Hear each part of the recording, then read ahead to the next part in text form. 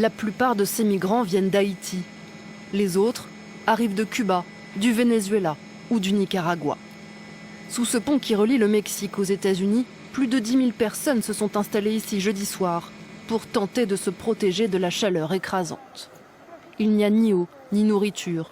Certains migrants ont fini par traverser le fleuve pour retourner au Mexique chercher des produits de première nécessité. De l'autre côté du pont, la patrouille frontalière américaine se prépare à l'arrivée de ces milliers de personnes.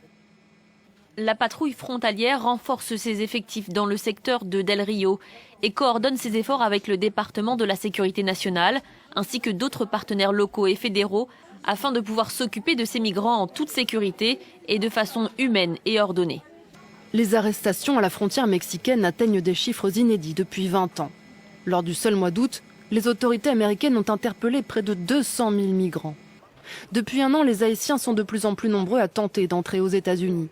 Après l'assassinat du président Jovenel Moïse en juillet et le séisme qui a frappé l'île début août, Washington a élargi l'éligibilité des Haïtiens au statut de protection temporaire.